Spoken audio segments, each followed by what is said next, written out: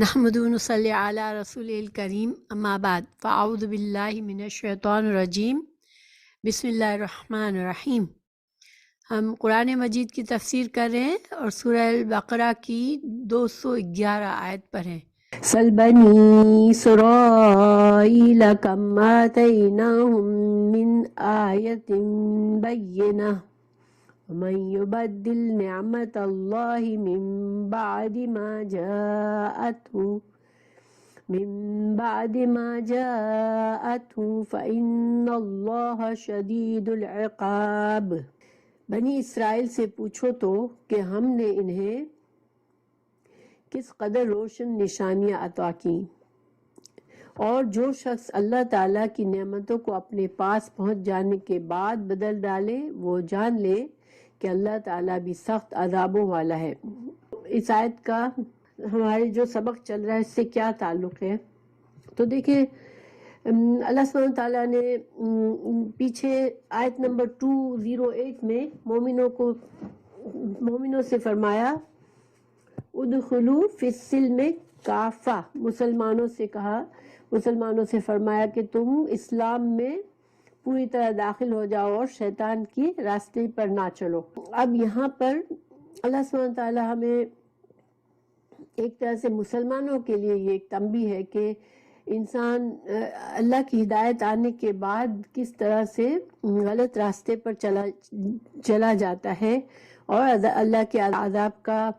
مستحق بنتا ہے۔ اللہ سبحانہ تعالیٰ صرف اسی کو عذاب دیتے ہیں جو مستحق ہوتا ہے۔ پھر اللہ سبحانہ تعالیٰ یہاں پر ہمارے لیے ایک طرح سے مثال ہے کہ بنی اسرائیل کی مثال دیکھو کہ ان کو اللہ سبحانہ تعالیٰ نے ان کے لیے اتنی نشانیاں دی، واضح آیات، نشانیاں، آیات بینات سے مطلب ہے کہ ایسی واضح اور روشن دلائل جس سے ان کے لیے واضح تھا کہ یہ اللہ کا حق ہے، سچا دین ہے، لیکن اس کے باوجود وہ گمراہ ہوئے۔ اللہ کی جو طرف سے ہدایت آتی ہے تو وہ بہت واضح ہوتی ہے۔ اگر یہ تو ان انبیاء کے پاس تو بہت سے ایسے معجزات بھی ہوئے، لیکن رسول اللہ صلی اللہ علیہ وسلم کو کم معجزات دیے گئے، لیکن انبیاء کو کرام کو اللہ سبحانہ تعالیٰ ایسے لوگوں کو چنتا ہے جو سب سے پہلے وہ لوگوں میں قابل بھروسہ ہوتے ہیں، پھر وہ ان کی شخصیت، ان کا کردار اتنا روشن ہوتا ہے، پھر وہ جو کلام، جو اللہ کے احکامات لاتے ہیں وہ اتنے واضح ہوتے ہیں کہ جو انسان اپنے عقل کو استعمال کرتا ہے اور اس کا دل صاف ہے، خالص دل ہے، تو وہ فوراً سے سمجھ جاتا ہے کہ یہ اللہ سبحانہ تعالیٰ کی طرف سے۔ لیکن جس کے دل میں تعصب ہوتا ہے، جو جان تو لیتا ہے لیکن اس کے دل میں خواہشات اتنی ہوتی ہے کہ اس کو لگتا ہے کہ میرے مقاصد جو ہیں میرے دل میں، جو میں اپنے لیے چاہتا ہوں اس دنیا میں، مجھے وہ مقاصد میرے پورے نہیں ہوں گے اگر میں اخلاص سے اس دین کی طرف آ جاؤں گا، تو پھر وہ انسان کی نیت ہی خراب ہوتی ہے، اس وجہ سے اس کی آنکھوں پہ پردہ آ جاتا ہے۔ دنیا اپنے مقاصد کے لیے وہ جان بوجھ کر سمجھ کر بھی حق کو قبول نہیں کرتا اور بار بار شک میں پڑنے لگتا ہے۔ جب انسان کی خواہشات بہت اسٹرانگ ہوتی ہے تو پھر وہ حق کی طرف سے شک میں پڑنے لگتا ہے۔ اس روشنی میں انشاءاللہ ہم اس کو لفظی لفظ بلفظ پڑھتے ہیں۔ سل، پوچھئے، آپ پوچھ لیجئے، بنی اسرائیل سے، کم، کتنی ہی، آتیناہم، دی ہم نے ان کو، آتی دی، نا ہم نے، ہم ان کو، من سے، آیت کہتے ہیں کسی چیز کی نشانی جس کو دیکھ کے پہچانا جائے اس چیز کو۔ تو اللہ کی آیات جو قرآن میں ہے وہ بھی اللہ کی طرف پہچان ہے، وہ بھی اسی وجہ سے ہم اس کو آیت کہتے ہیں، اور کائنات کی نشانیاں بھی آیت ہیں، وہ بھی اس سے بھی اللہ کو پہچانا جاتا ہے۔ تو آیتن بینات، روشن آیات، روشن نشانیاں، اور اس میں یہاں پر روشن نشانیاں سے مطلب وہ معجزات تھے جو بالکل واضح تھے کہ یہ حضرت موسیٰ علیہ السلام جو ہے وہ اللہ کی طرف سے ان کو یہ معجزے دیے گئے ہیں۔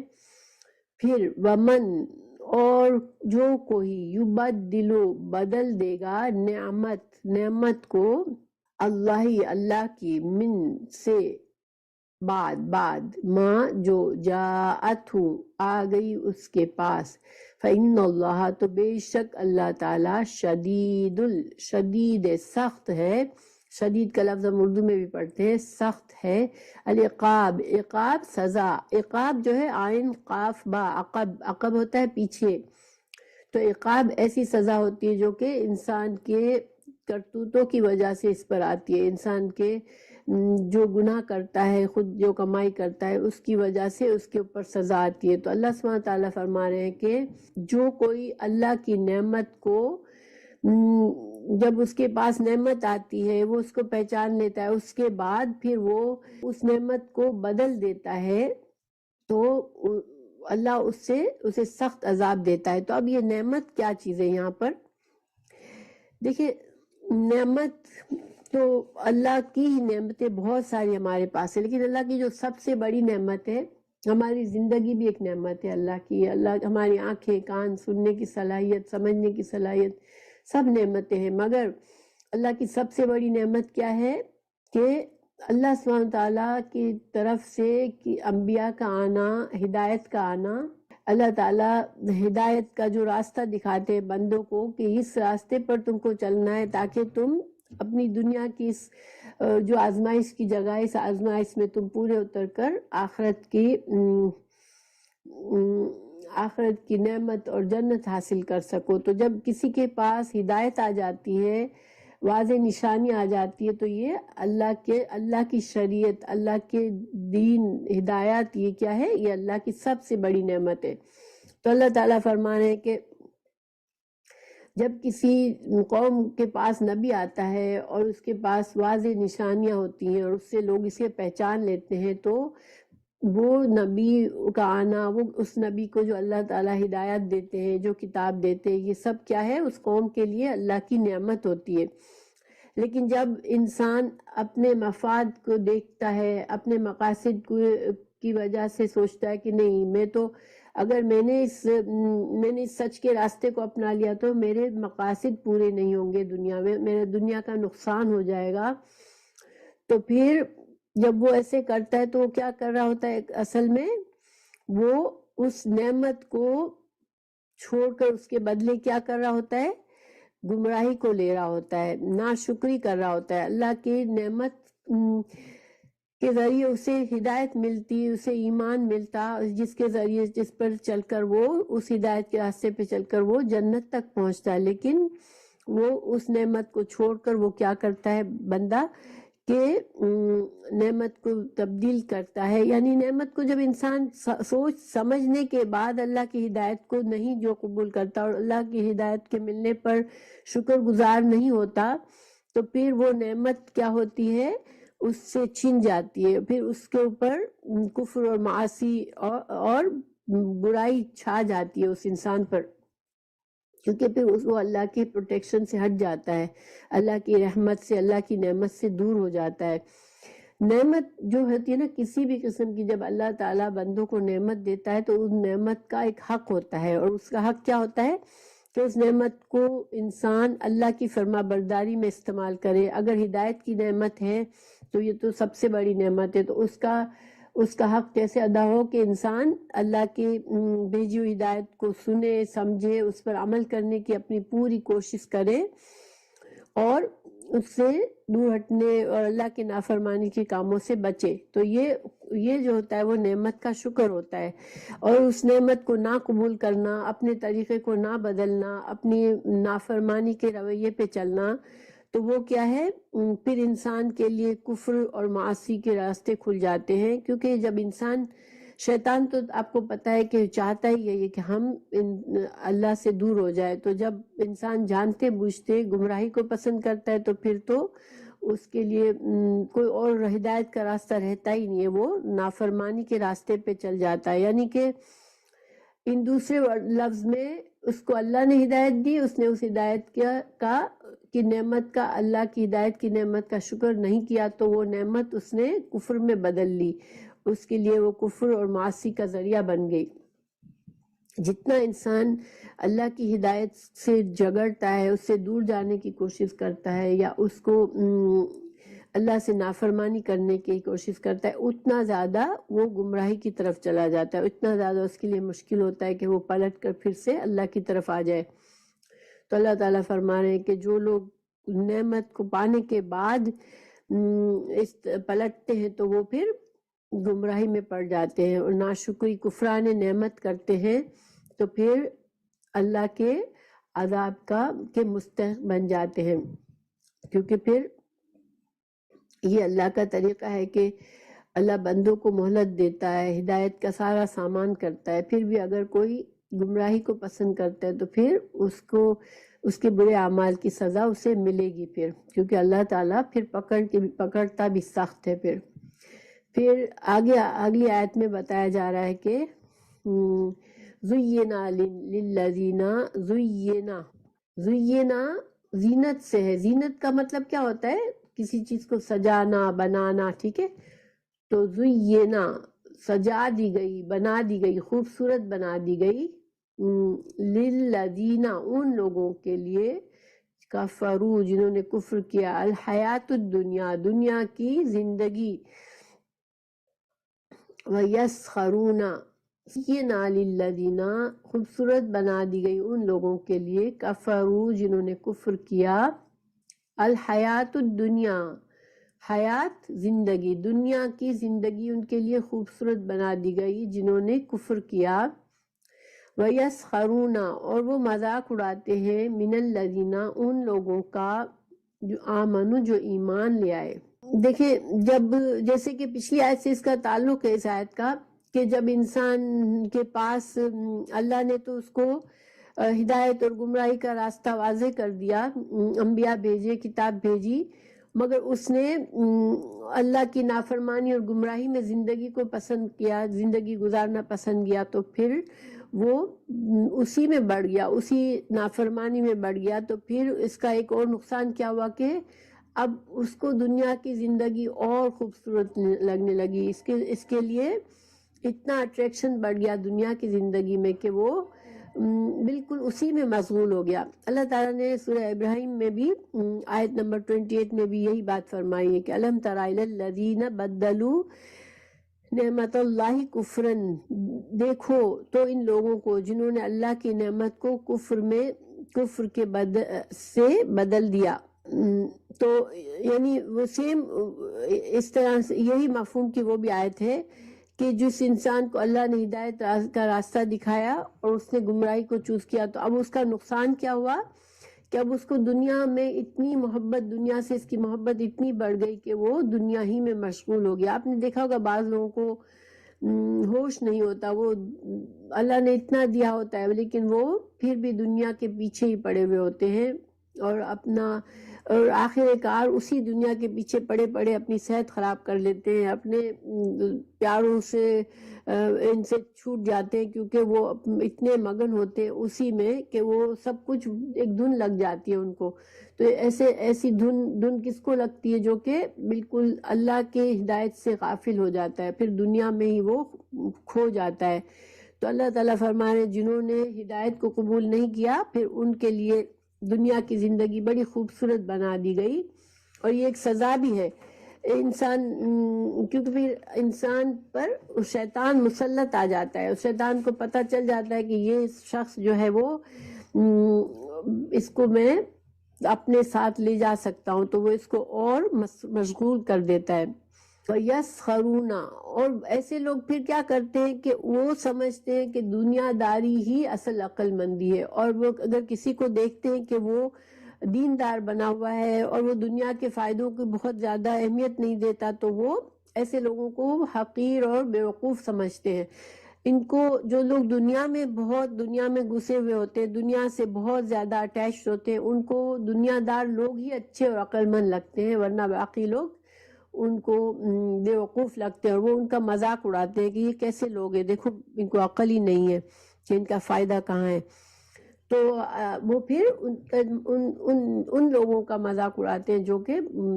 صحیح طرح سے دین پر چلے ہوتے ہیں، اور وہ اللہ کی رضا کو مقدم کرتے ہیں دنیا کے فائدوں پر۔ تو پھر اللہ سبحانہ تعالیٰ آگے فرمانے والذین، اور جو لوگ اتقوا، جنہوں نے تقوی کیا، فوقہم، وہ ان کے اوپر ہوں گے، یعنی کہ درجات میں اور مقام پر، اچھے مقام پر ہوں گے وہ یوم القیامت، قیامت کے دن۔ واللہ، اور اللہ تعالیٰ یرزق، رزق دیتا ہے، من یشاء، جس کو چاہتا ہے، بغیر حساب۔ تو اللہ سبحانہ تعالیٰ فرما رہے ہیں کہ دنیا میں تو آج یہ ان کو بیوقوف کہتے ہیں، ان کا مذاق اڑاتے ہیں، مگر یہی جو لوگ جو ان کو بیوقوف لگتے ہیں، جو اللہ کا تقوی کرنے والے ہیں، جو دنیا کو بہت بڑی شے نہیں سمجھتے اور ان کا مقصد وہ آخرت کے فائدے پر نظر رکھتے ہیں، تو ایسے لوگ آخرت میں وہ ان سے بہتر درجے پر ہوں گے، یعنی کہ اللہ کے نافرمان تو جہنم میں جائیں گے اور یہ جو ہے وہ جنت میں جائیں گے، بلند درجات پائیں گے، کیونکہ ایون جو ہماری روحیں جب قبض ہوتی ہے تو جو نیک لوگ ہوتے ہیں ان کی روحیں علیین میں جمع ہوتی ہیں۔ علیین ایک جگہ ہے جہاں پر نیک روحوں کا رجسٹر ہے، وہاں پر روحوں کو درج کیا جاتا ہے، اور یہ روحیں نیک روح جب نکلتی ہے تو اس کو فرشتے لے کر علیین میں لے جاتے ہیں، جو کہ ساتوں آسمانوں کے اوپر ہے، اللہ کے عرش کے نیچے کہیں علیین ہے، تو وہاں اس کی روح کو لے جاتے ہیں۔ اور جو کافر کی روح ہوتی ہے وہ کہاں جاتی ہے؟ اسفل السافلین، سب سے نیچے کے درجے پر، یعنی وہ کہیں زمین کے اندر کہیں ان کے لیے ایک جگہ ہے سجین جس کو کہتے ہیں۔ سجین جو ہے اس کا مطلب ہوتا ہے قید خانہ، تو وہ ایک قید خانے میں ان کو ڈالا جاتا ہے۔ تو آسمان کے دروازے کافروں کے لیے نہیں کھولے جاتے، جب کافروں کی روح قبض ہوتی ہے تو ان کے لیے آسمان کے دروازے نہیں کھولے جاتے۔ اللہ سبحانہ تعالیٰ ایک تسلی ہے یہاں پر مومنوں کے لیے کہ دنیا میں تم چاہے یہ لوگ تم کو کمتر سمجھتے ہیں، تمہارے مذاق کرتے ہیں، لیکن آخر کار درجہ تمہارا ہی آخرت میں تمہارا ہی درجہ بلند ہوگا۔ واللہ یرزق من یشاء بغیر حساب، اللہ سبحانہ تعالیٰ جو ہے وہ اس کے خزانے اتنے ہیں، انسان سمجھتا ہے کہ میں دنیا میں بس سمیٹ لوں، تو دنیا میں تو اللہ تعالیٰ جس کو چاہتا ہے اس کو دیتا ہے، ایون جو نافرمان ہیں ان لوگوں کو بھی روزی دیتا ہے اللہ تعالیٰ، اور دینداروں کو بھی دیتا ہے، جس کے نصیب میں اللہ نے جس کو بہتر سمجھا جتنا وہ دیتا ہے، لیکن جو اللہ کے خزانے اتنے ہیں، اور وہ جو آخرت کے جو خزانے ہیں وہی اصل خزانے، جو جنت کا ملنا ہے یہی سب سے بڑی نعمت ہے، تو اللہ کی رضامندی سب سے بڑی نعمت ہے۔ تو اللہ سبحانہ تعالیٰ دنیا میں تو بے حساب جس کو چاہتا ہے دے دیتا ہے، بعض اوقات دیکھیں کہ نافرمانوں کو بھی خوب دے دیتا ہے اللہ تعالیٰ، مگر یہ اس کی آزمائش ہوتی ہے، دنیا کی نعمتیں جو ہے وہ اس میں آزمائش ہوتی ہے، ہر نعمت جتنی بڑی نعمت اتنی بڑی آزمائش ہوتی ہے کہ اللہ تعالیٰ نے تمہیں نعمت دی، تم نے کیا کیا، اور ہر انسان کو اس نعمت کا حساب دینا پڑتا ہے آخرت میں۔ لیکن آخرت کے خزانے اللہ تعالیٰ صرف مومنوں کے لیے رکھے اللہ نے، جس کو وہ چاہے گا، سے مطلب وہاں پر مومن ہوں گے کہ اللہ مومنوں کو، فرما بردار بندوں کو آخرت میں اچھے مقام اور جنت کے نعمتیں دیں گے۔ پھر کانن ناسو، تھے لوگ، امتن، ایک گروہ، واحدتن، ایک، فبعث اللہ، پھر بھیجا اللہ نے، النبیین، انبیاء کو، مبشرین، جو کہ خوشخبری دینے والے تھے، ومنذرین، اور جو ڈرانے والے تھے، وانزل، اور نازل کیا، معہم، ان کے ساتھ، الکتاب، کتاب کو، بالحق، حق کے ساتھ، لیحکم، تاکہ وہ فیصلہ کرے، بین الناس، لوگوں کے درمیان، فیما، اس میں، جو اختلفو، انہوں نے جو اختلاف کیا، فیہی، اس میں۔ یہاں پر اللہ سبحانہ تعالیٰ ایک طرح سے مومنوں کو تسلی بھی دے رہے ہیں۔ دیکھیں جب دنیا میں انسان کے ساتھ مذاق اڑایا جائے، اس کو حقیر سمجھا جائے، دنیا میں حقیر سمجھا جاتا ہے تو انسان کا دل تو دکھتا ہے نا، انسان صبر کیے ہوئے ہوتا ہے، اس کو جو کچھ اللہ نے دیا اس پر صبر کیا ہے اس نے، لیکن اس کے اوپر اور لوگ اس کا مذاق اڑا رہے ہیں، جن کو اللہ نے نعمتیں بظاہر دی ہوئی ہیں وہ اس کا مذاق اڑاتے ہیں دنیا میں، تو انسان کو دکھ ہوتا ہے نا، تو مومنوں کو دکھ نہ ہو اس لیے اللہ تعالیٰ یہاں پر مومنوں کو تسلی بھی دے رہے ہیں کہ دیکھو اللہ نے تو شروع سے ایک ہی دین رکھا ہے، اور جب انسانوں کا سلسلہ چلا حضرت آدم علیہ السلام سے تو تمام انسان توحید پر ہی تھے. حضرت آدم علیہ السلام کی اولاد توحید پر تھی، اور آدم علیہ السلام سے نوح علیہ السلام تک 10 صدیوں تک لوگ توحید پر تھے. کان الناس امتن واحدتن، امتن واحدتن تھے، یعنی امت گروہ کو کہتے ہیں. تو ایک گروہ واحد یعنی کہ تمام انسانوں کے مذہب جو تھا وہ توحید تھا، اللہ کی توحید، اللہ کو ماننے والے تھے. لیکن پھر کیا ہوا، پھر اس میں وقت کے ساتھ ساتھ شیطان کے وسوسوں سے دو طرح کے لوگ ہو گئے، گمراہ لوگ ہو گئے کچھ، اور کچھ اللہ کے فرما بردار رہے. یعنی کہ اختلاف ہو گیا دو لوگوں میں، ٹھیک ہے، لوگوں میں اختلاف شروع ہو گیا. جو لوگ اللہ کی ہدایت پر نہیں چلنا چاہ رہے تھے، جو فرما برداری کا راستہ پسند نہیں کرتے تھے، جو دنیا کو پسند کرتے تھے زیادہ، وہ گمراہی کی طرف چلے گئے، وہ شیطان کی باتوں میں آ گئے، اور جو حق پر چلنا چاہ رہے تھے وہ حق پر رہے. تو پھر اللہ سبحانہ تعالیٰ فرما رہے ہیں کہ فَبَعَثَ اللَّهُ، تو اللہ نے پھر بھیجا نبیوں کو تاکہ یہ ان جو لوگ گمراہ ہو رہے ہیں ان کو ڈرائیں. نبی انبیاء جو تھے وہ ان کو ڈرائیں کہ نہیں، یہ تم غلط راستے پہ جا رہے ہو، تم اپنے لیے ہلاکت کی طرف جا رہے ہو، تم اپنا انجام خراب کر رہے ہو. منذرین، نادر، ڈرانے والا، اور مبشرین، اور جو لوگ اللہ کی فرما بردار تھے، جو نیک تھے، توحید پر تھے، ان کو خوشخبری دیتے تھے انبیاء کہ تم اچھے جا رہے ہو، تم صحیح راستے پر ہو، اور تمہارے لیے کامیابی ضرور حاصل ہوگی. تو انبیاء نے لوگوں کو صحیح اور غلط راستے کا فرق بتانا شروع کیا جب لوگ گمراہ ہونے لگے. وَأَنزَلَ، اور نازل کیا اللہ نے، معاہم، ان کے ساتھ، الکتاب، اللہ نے ان کے ساتھ کتابوں کو نازل کیا، بالحق، حق کے ساتھ، تاکہ لیحکما، تاکہ وہ فیصلہ کرے، بین الناس، لوگوں کے درمیان، فیما، اس میں جو اختلافو، انہوں نے اختلاف کیا جس میں، یعنی کہ اب اللہ کی طرف سے کتابیں آئی سچ اور جھوٹ کے بارے میں بتانے کے لیے، حق کیا ہے، باطل کیا ہے، کون سا راستہ صحیح ہے، کون سا راستہ غلط ہے، اللہ کی شریعت کیا ہے، اللہ تعالیٰ کیا چاہتے ہیں تم سے،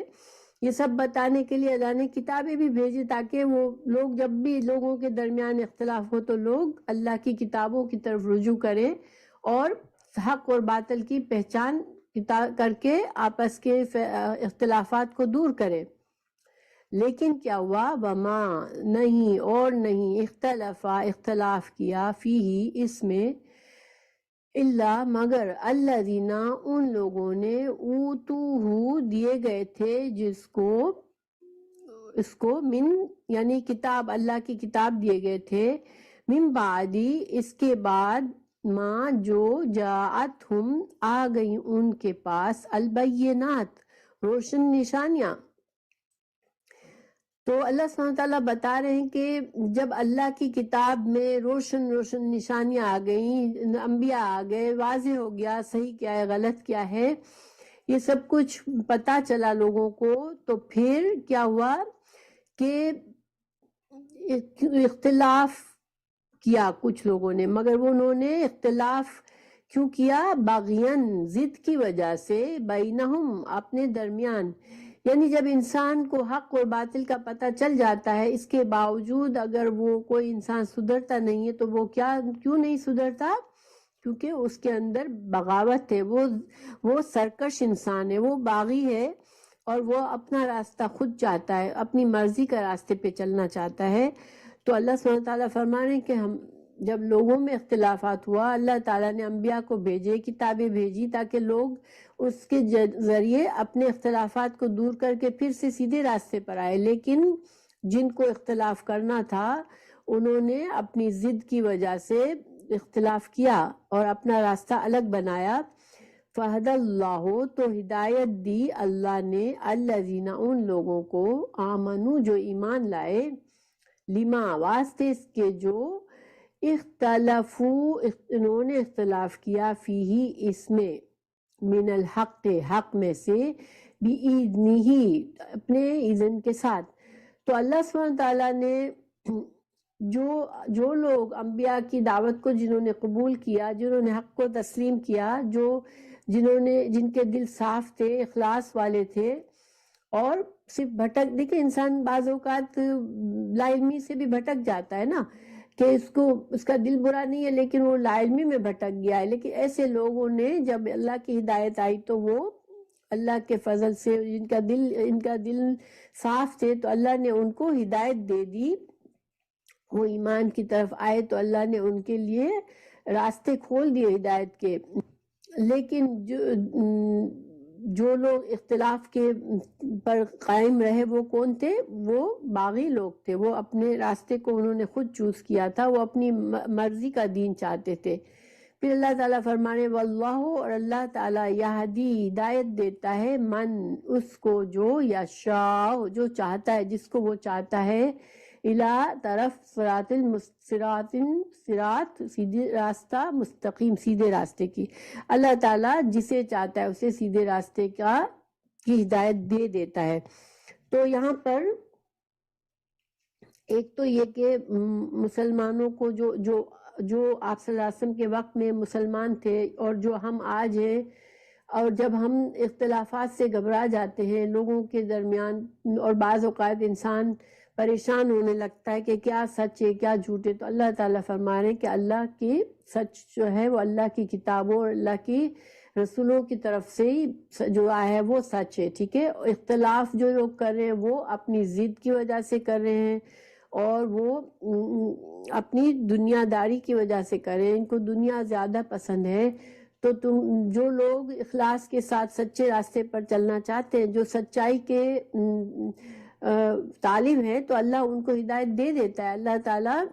اپنی حکمت سے ہدایت دیتا ہے، اپنے علم سے ہدایت دیتا ہے۔ تو جس کے دل میں خواہش ہے کہ اسے ہدایت ملے تو اللہ اس کے لیے راستہ صاف کر دیتا ہے، اس کو پھر کنفیوژن نہیں ہوتا۔ دیکھیں ہر کوئی اپنی چلا رہا ہے، اتنے مذاہب ہیں، اتنے لوگ طریقے ہیں دین کے، انسان کبھی کبھی سوچے تو پریشان ہو جائے۔ ہمیں تو اللہ کا شکر ہے بچپن سے ہم مسلمان گھروں میں پیدا ہوئے، لیکن امیجن کرے کہ جس کو شروع سے والدین نے کسی دین کی تعلیم نہیں دی، اب وہ بڑا ہو کے سوچتا ہے کہ میں کون سے راستے پہ چلوں، تو وہ اس کے لیے اتنے راستے اس کو نظر آئیں گے کہ وہ پریشان ہو جائے گا کہ کون سا راستہ اختیار کرے اور کون سا صحیح ہے کون سا غلط ہے۔ لیکن اللہ تعالیٰ فرما رہے کہ جس کو بھی اختلافات تو جب سے شروع ہوئے چلے آ رہے ہیں، لیکن اللہ جسے چاہتا ہے، جو اس کا دل دیکھتا ہے اللہ کہ اسے ہدایت چاہیے، اسے اللہ ہدایت دے دیتا ہے سیدھے راستے کی، اور جو ہدایت سے محروم ہوتا ہے وہ چاہتا ہے کہ وہ محروم رہے۔ تو یہاں پر ایک تسلی بھی ہے مومنوں کے لیے کہ یہ جو لوگ تمہارا مذاق بناتے ہیں، پیچھے آیت میں ہمیں پتہ چلا کہ جو لوگ اختلاف کرتے ہیں وہ دنیا دار لوگ جو ہے وہ دیندار لوگوں کو حقیر اور سمجھ کے ان کے مذاق اڑاتے ہیں۔ تو ایسے لوگوں کے لیے تسلی بھی ہے کہ تم حق پر ہو، اور اختلافات کی پرواہ تم نہیں کرو، تم اللہ کے سیدھے راستے پر ہو۔ تو اس اختلافات کی کچھ مثالیں ہمیں ملتی ہیں۔ دیکھیں اگر ہم اہل کتاب میں ہی دیکھیں نا، یہود اور نصارہ میں، دونوں کو اللہ نے انبیاء بھیجے دونوں میں، اور وہ اسی تورات کی، حضرت عیسیٰ علیہ السلام بھی تورات ہی کی تعلیمات دے رہے تھے، لیکن ان کے اندر کتنے اختلافات ہوئے، جمعے کا دن مقدس ہے یا نہیں ہے، تو انہوں نے جمعے کے دن کو چھوڑ کے یہود نے ہفتے کا دن اپنا لیا اور نصارہ نے سنڈے کا دن اپنے لیے مقدس بنا لیا۔ حضرت عیسیٰ کو علیہ السلام کو یہودیوں نے بالکل ہی ان کے مقام سے گرا دیا، اور ان پر الزامات لگائے کہ وہ ولد الزنا ہیں، اور ان کی ماں پر بھی الزام لگایا، اور ان کو قتل کے در پہ ہو گئے، جبکہ عیسائیوں نے ان کو اتنا بڑا، حد سے زیادہ بڑا رتبہ بنا دیا کہ ان کو اللہ ہی بنا دیا کہ وہ اللہ ہیں، اللہ کے بیٹے ہیں۔ تو یہ دونوں ہی غلط تھے. اللہ تعالیٰ نے مومنوں کو مسلمانوں کو سمجھایا کہ وہ جو تھے وہ اللہ کے نبی تھے اور اللہ کے بندے تھے, ٹھیک ہے. اور جمعے کا دن مسلمانوں کو اللہ نے دیا کہ یہ مقدس دن ہے تمہارے لیے. اللہ تعالیٰ نے امت مسلمہ کو معتدل اعتدال کا راستہ بتایا. پھر حضرت ابراہیم علیہ السلام کے بارے میں قرآن میں آتا ہے کہ یہود نے کہا کہ وہ یہودی تھے, نصارہ نے کہا وہ نصارہ تھے. اللہ نے فرمایا نہیں,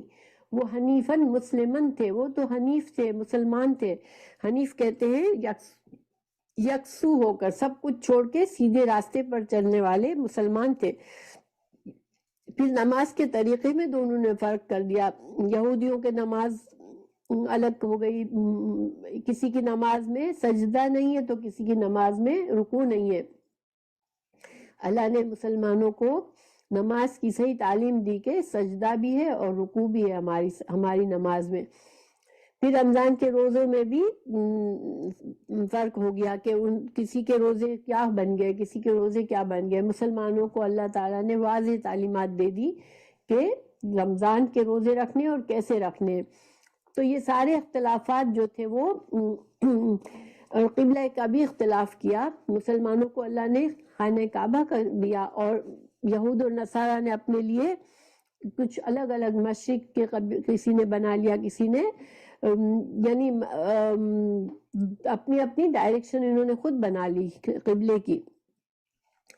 تو یہ سارے اختلافات کیوں ہوئے؟ اپنی ضد کی وجہ سے, اپنے بڑے پن کی وجہ سے کہ میں بہتر ہوں, میری یہ پہچان ہے. انسان اپنے آپ کو انفرادی حیثیت کیوں دینا چاہتا ہے؟ کہ اس کی پہچان الگ رہے کہ میں بہتر ہوں لوگوں سے. تو بہرحال رسول اللہ صلی اللہ علیہ وسلم نے ہمیں دعائیں بھی سکھائی ہیں اختلافات سے بچنے کے لیے اور اپنے آپ کو سیدھے راستے پر رکھنے کے لیے. بخاری اور مسلم میں ہے رسول اللہ صلی اللہ علیہ وسلم نے رات کو جب تہجد کے لیے اٹھتے تو یہ دعا پڑھتے تھے, اللہم رب جبریل و میکائیل و اسرافیل فاطر السماوات والارض عالم الغیب والشہادت انت تحکم بین عبادک فیما کانوا فیہ یختلفون اہدنی لما اختلف فیہ من الحق بإذنک انک تہدی من تشاء الی صراط مستقیم. یہ دعا ہے جو آپ صلی اللہ علیہ وسلم تہجد کے وقت پڑھتے تھے. آپ لوگ بھی جب اٹھے تو یہ دعا اگر یاد کر لیں اور پڑھیں, یہ دعا انسان کو, دیکھیں اس کا میننگ میں پڑھتی ہوں. اے اللہ, اے جبریل, میکائیل اور اسرافیل کے اللہ عز و جل, یہ آسمانوں اور زمینوں کو پیدا کرنے والے الہ العالمین, اے چھپے کھلے کے جاننے والے اللہ جل شانہ, تو ہی اپنے بندوں کے آپس کے اختلافات کا فیصلہ کرتا ہے. میری دعا ہے کہ جس چیز میں یہ اختلاف کرے تو مجھے اس میں حق بات کی سمجھا, حق بات کو سمجھا. تو جسے چاہے راہ راست دکھلا دیتا ہے. تو یہ دعا بہت اچھی ہے انسان کو. دیکھیں آج ہمارے مسلمانوں میں بھی بہت سے عقائد بن گئے ہیں, بہت سے گروہ بن گئے ہیں. پتہ نہیں کوئی کسی کو خود کو کیا کہتا ہے, کسی کو کوئی خود اپنے آپ کو کیا کہتا ہے. سب مسلمان ہیں لیکن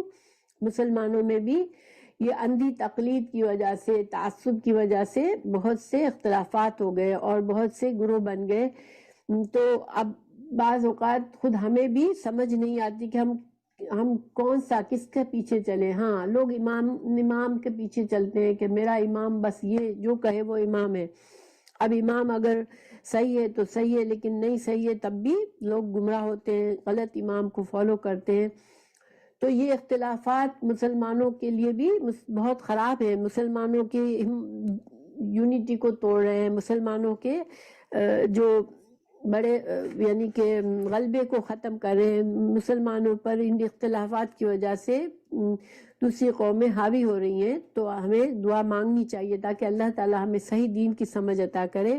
اور اس پر لگ جائے. دوسری بھی دعا ہے, یہ ہے اللہم ارنا الحق الحق وارزقنا اتباعہ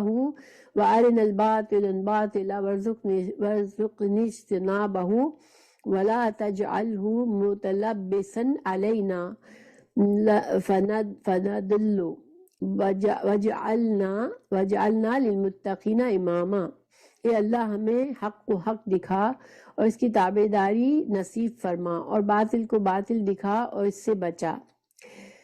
ایسا نہ ہو کہ حق اور باطل ہم پر خلط ملط ہو جائے اور ہم بہک جائیں۔ اے اللہ ہمیں نیکوکاروں اور پرہیزگاروں لوگوں کا امام بنا۔ یہ بہت اچھی دعائیں، اور اس کو ہمیں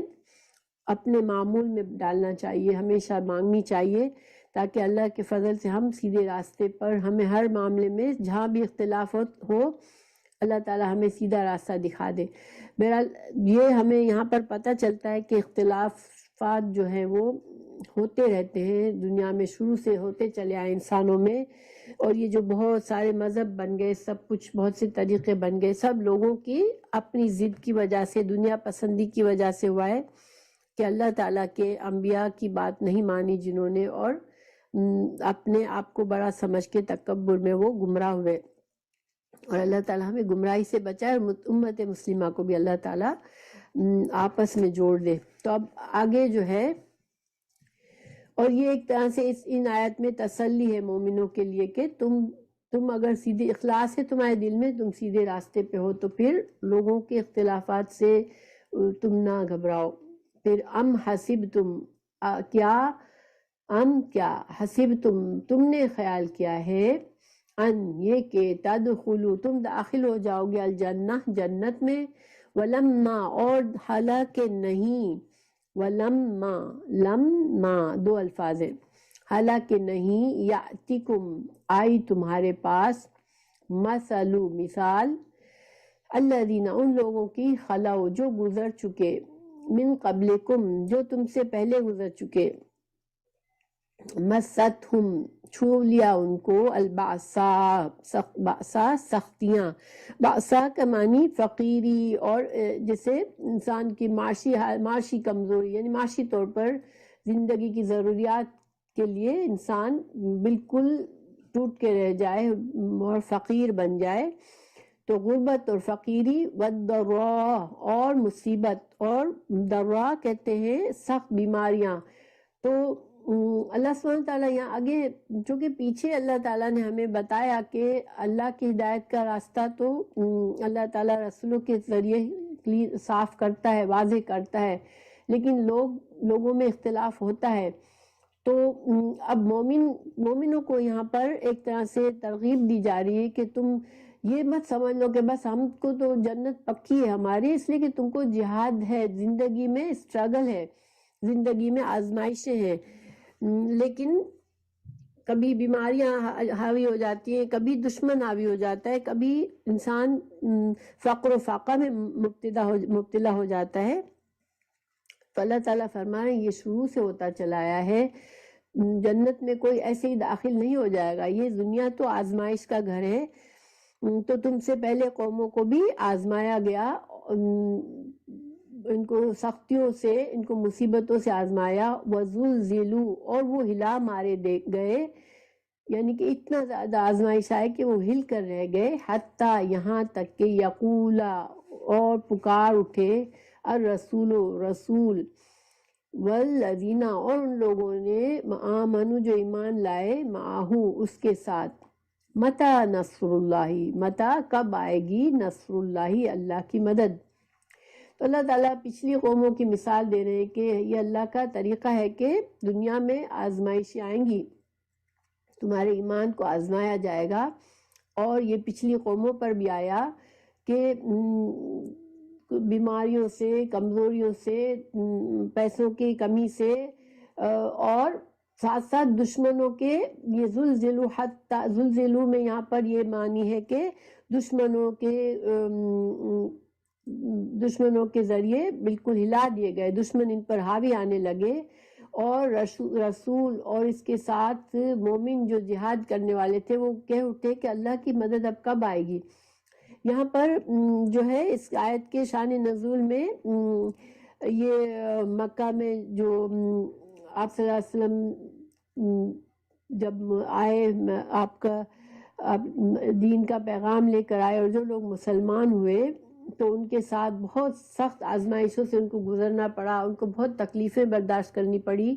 اور جو اس وقت کے کافر تھے انہوں نے بہت زیادہ ظلم و ستم کیے ان کے اوپر۔ تو وہ بالکل ظاہر انسان تھے، وہ اپنے ایمان پر تو قائم رہے لیکن بہت زیادہ پریشان ہو گئے. تو اس کے بارے میں یہ حدیث آتی ہے کہ ایک مرتبہ حضرت خباب بن ارت رضی اللہ عنہ نے کہا یا رسول اللہ آپ ہماری امداد کی دعا کیوں نہیں کرتے؟ تو آپ صلی اللہ علیہ وسلم نے فرمایا بس ابھی سے گھبرا اٹھے، سنو تم سے اگلے جو موحد لوگ تھے یعنی کہ اللہ کی توحید پر چلنے والے تھے، ان کو تو پکڑ کر ان کے سروں پر آڑے رکھ دیے جاتے تھے اور چیر کر مکمل 2 ٹکڑے کر دیے جاتے تھے، لیکن وہ توحید اور سنت سے نہ ہٹتے تھے. لوہے کی کنگھیوں سے ان کے گوشت پوست نوچے جاتے تھے لیکن وہ اللہ تعالیٰ کے دین کو نہیں چھوڑتے تھے. قسم اللہ کی اس میرے دین کو تو میرا رب اس قدر پورا کرے گا کہ بلا خوف و خطر صنعاء سے حضر موت تک سوار تنہا سفر کرنے لگے گا اور اسے سوائے اللہ کے کسی کا خوف نہ ہوگا. البتہ دل میں یہ خیال ہونا اور بات ہے کہ کہیں میری بکریوں پر بھیڑیا نہ پڑے، لیکن افسوس تم جلدی کرتے ہو. یہاں بھی اس آیت میں بھی اللہ سبحانہ وتعالیٰ یہی بتا رہے ہیں کہ جب ایمان کے ساتھ آزمائشیں آئیں گی، مگر ایک مومن کو ٹک کے رہنا ہے، ایمان پر جم کے رہنا ہے، کیونکہ اسی میں اس کی کامیابی ہے. یہ دنیا آزمائش کا گھر ہے، لیکن جب جو لوگ صبر کریں گے پھر اس کے لیے کیا ہوگا؟ الا ان بے شک نصر اللہ، اللہ کی مدد قریب ہے، یعنی کہ مدد ضرور آئے گی. اللہ تعالیٰ نے پچھلی قوموں کے بارے میں مثال دی، اور اس حدیث میں بھی رسول اللہ صلی اللہ علیہ وسلم سے جب اس صحابی حضرت خباب نے ریکویسٹ کی کہ اللہ کے رسول ہم اتنے تکلیفوں سے گزر رہے ہیں، ہم پر اتنی زیادہ مصیبتیں آئی پڑی ہیں صرف اس لیے کہ ہم ایمان لائے ہیں، آپ اللہ سے دعا کیوں نہیں کرتے کہ ہم سے یہ تکلیفیں ہٹ جائیں؟ تو آپ صلی اللہ علیہ وسلم نے ان کو تسلی دی کہ تم ابھی سے گھبرا گئے، تمہیں تو صبر کرنا ہے، یہ تو تمہارے ایمان کا امتحان ہے. اور دیکھیں جو پہلے مسلمان تھے ان کو زیادہ آزمائش سے گزرنا پڑا. کیوں؟ کیونکہ وہ ہمارے لیے مثال بنے. وہ اسلام کو ابھی بالکل آغاز تھا، اسلام کو دنیا میں حاوی کرنا تھا، دنیا بھر میں پھیلانا تھا. تو جن لوگوں کے ہاتھ میں یہ ذمہ داری دی گئی تھی صحابہ کرام کو، ان کو بہت آزمایا گیا تاکہ وہ اتنے مضبوط ہو جائے کہ وہ اس دین کو لے کر، اس مشن کو لے کر آگے چلتے رہے. اور یہی ہوا، صحابہ کرام نے انہوں نے اپنی زندگی کا مشن صرف اس دین کی سربلندی کو بنایا. انہوں نے اپنے آپ کے لیے اس دنیا میں انہوں نے بڑی قربانیاں دی. ہماری طرح سکون سے اپنے گھروں میں نہیں بیٹھے تھے کہ آپ صرف اپنی فکر کر رہے ہو، بلکہ انہوں نے اس دین کے پیچھے اپنی جانیں قربان کی. تو رسول اللہ صلی اللہ علیہ وسلم نے ان صحابی کو یہاں پر یہی تسلی دی کہ یہ دین تو غالب ہونے کے لیے آیا ہے اور یہ دین غالب ہوگا، لیکن تم کو صبر کرنا پڑے گا اور تب اللہ کی مدد آئے گی. ہم کو یہاں کیا سبق ملتا ہے کہ دیکھیں کوئی جنگ نہیں لڑ رہے ہیں، ہم کو کوئی جہاد نہیں کرنے کا حکم، لیکن نفس کا جہاد تو ہر انسان کے ساتھ ہے. ہمیں ہر لمحہ اپنے نفس کے ساتھ جہاد کر کے ہمیں وہ چوز کرنا ہے جو ہمارے آخرت کے لیے بہتر ہو. قرآن میں بھی دوسری جگہ بھی اللہ تعالیٰ نے فرمایا کیا لوگوں نے یہ سمجھ رکھا ہے کہ وہ محض ایمان کے اقرار سے ہی چھوڑ دیے جائیں گے اور ان پر آزمائشیں نہ آئیں گی؟ ہم نے تو اگلوں کو بھی آزمائش کی، سچوں کو اور جھوٹوں کو یقیناً ہم نکھار کر رہیں گے.